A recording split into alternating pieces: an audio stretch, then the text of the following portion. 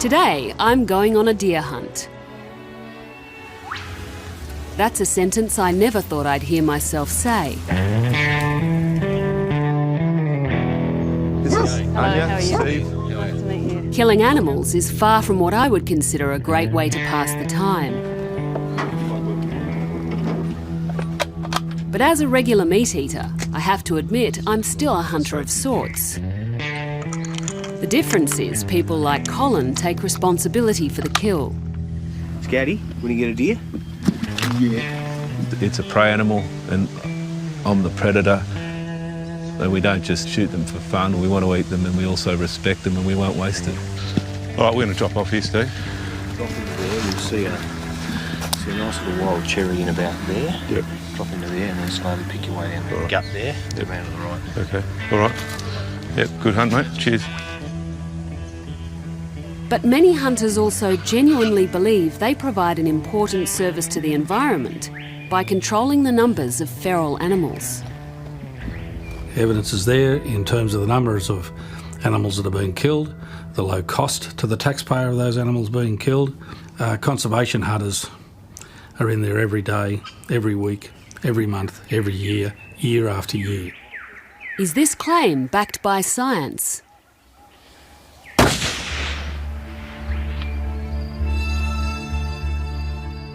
Feral animals like foxes, cats and rats have been responsible for most of Australia's native mammal extinctions. Reducing their numbers is one of our greatest conservation challenges. We've lost about 27 mammal species, which is by far the worst record in the last few hundred years anywhere in the world. And we have a whole range of other species that are threatened with extinction as well. More recently, hard-hoofed animals started their assault on wildlife habitats. The most elusive and underestimated of these are deer. Their numbers have exploded in recent decades, and now they're getting a lot of bad press. It's an animal that can browse up to 6 foot high and it can also graze and it's taking everything. It's sambar deer that are the largest and most destructive. The day before the hunt, Roger Bilney took me through East Gippsland Forest to point out why he believes they're one of our worst emerging feral pests. He published one of the first papers on their impacts in 2005. This is hazel pomaderus. That foliage up there should be all the way through, but it's been heavily browsed. Even break down the main stems to get access to it. So all this would have been a thicket? It's an absolute thicket. See all these stalks? You shouldn't see the stalks, that should be all leaf. Deer are selective, but not just for species that taste good. These yellowwood trees have been antler rubbed to near death, apparently due to their lovely citrusy smell. 70-odd% of these are in some state of mortality. They will soon die. So does that mean you could actually lose this species from the rainforest? Yes. There's only one threatening process on this planet, that is the sambar deer. Younger trees that normally grow to fill gaps in the canopy are overbrowsed and broken, leading to changes in moisture and light levels on the forest floor. Well, the rainforest is a fire break. It's a natural fire break. And as it breaks up and we get other species and grasses moving into there, fire will travel through a lot more. This is a classic example of what deer can do to a tree that they find tasty. This foliage would normally be all the way down to the ground, but the deer have browsed it up to here, which is as far as they can reach. Studies on deer impacts from the US and New Zealand suggest forest understories can change dramatically and may never return to normal. Despite their impacts, in the southeastern states where they're most common, deer are not listed as a pest species, but rather as a protected game species. And that's a major bone of contention. To list them as protected species is wrong. The hunting regimes that the government sponsor deliberately avoid the mechanisms that would be most effective, such as spotlighting and shooting at night and aerial culling of deer. I believe aerial shooting for sambar deer won't work because of the nature of the deer. They're not a herd animal. They won't run, they tend to hide. I'll just check out this rub here. This shows me that the deer has been here not so long ago. Defence of deer as a game species is intense, and during my morning with Colin, I understand why. Deer hunting is much more than a sport, it's a way of life. Do you notice the change in the wind just now? It's coming from behind us now, which is really bad. If you hunt sambar in this country, you have to be observant. I think hunting is a very grounding experience. It's directly relating to nature and you, getting back to basics, and it's not some make-believe thing that happens on a computer screen. The Shooters and Fishers Party say that by preserving and protecting the culture of hunting, conservation will also benefit. Can you tell me the idea behind conservation hunting? Can call it conservation hunting in the context of Australia, where you hunt feral animals almost as a contingent benefit of hunting animals that you want to hunt. The term conservation hunting was used by the recently abolished New South Wales Game Council to promote recreational hunting as a form of pest control. In those state forests, since 2006, I think they've decked around an average of about 20,000 animals a year. But the science on the reproduction rates of pest species suggests it's not as simple as a body count. A lot of our invasive species can actually increase their populations very quickly. So a fox population, as an example, can increase by nearly 100% per year. And so to actually reduce that population to a point where you can actually remove it completely, or at least reduce it to a large degree, you have to kill about 70% of that population every year, which is a huge effort. Probably the best study that's been done on this was a study in Victoria when they introduced a bounty system on foxes.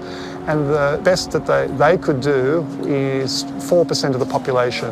And that effort wasn't directed at the right places. So what point is that? It's like spotting flies and thinking you're making a difference. 160,000 dead foxes is 160,000 dead foxes. There for everybody to see. Contrary to claims of reducing the populations of feral animals, there is evidence that in some cases hunting helps them spread. At Murdoch University, Dr. Peter Spencer has been studying the DNA profile of various feral pig populations, which are a favourite target for WA shooters. Wild pigs from different regions were found to have distinctly different genetics. The other thing that we found, which was an absolute surprise, was that there were genetic signatures of some pigs that we found in some populations that were very, very characteristic for pigs that we would expect to find in another very different population. But where we found this happening was between an area of there's about 400 kilometres of open country where pigs just simply don't exist. So they're not moving across that landscape, so that the only explanation was that they really must be actively being moved into these new populations. A survey in 2000 found that more than half of all deer herds had been established due to illegal translocations. Deer were observed in no less than 30 new locations between 2002 and 2004. You know, there are criminals in every walk of life. It is illegal to transport feral animals. In fact, the fines are up to, I think, $55,000 per offence. The scientists that have given you that information, what's their answer? You know, let's have a look at species extinction in this country over the last 10 or 15 years. Let's have a look at the impact on agriculture of feral animals over the last 10 or 15 years. Has their methods been effective? No. Although it sounds like they're at loggerheads, there is evidence that scientists and hunters working together can achieve feral animal control.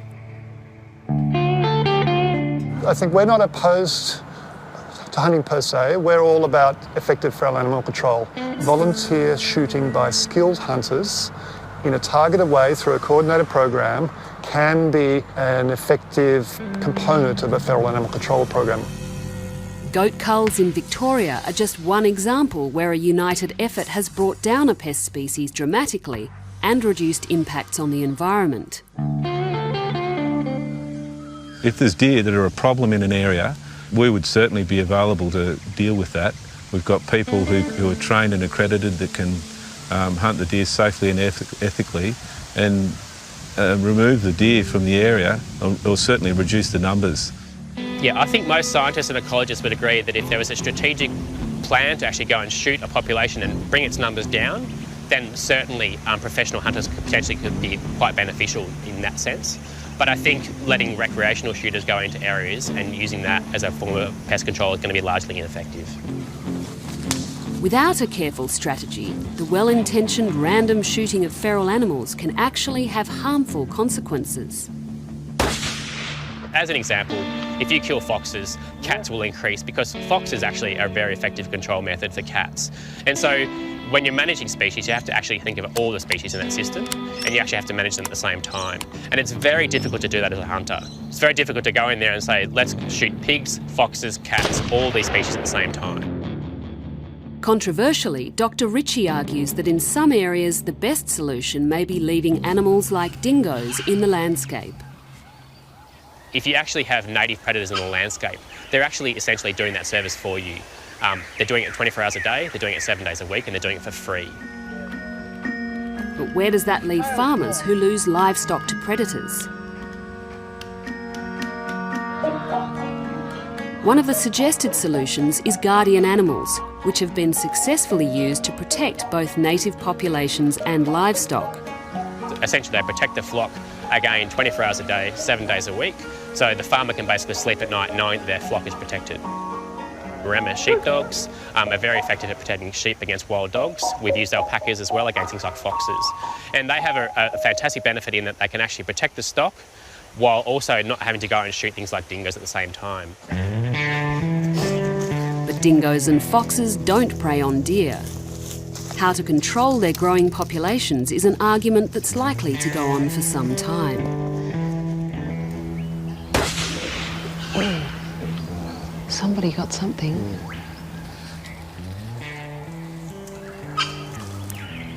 She was dead as soon as I pulled the trigger. She just rolled straight down the A deer like this will last about 2 to 3 months of good eating. Our family will enjoy that. Man and hound. Well done. Among these men, there's no talk of any conservation service performed today. It's just hunting for its own sake.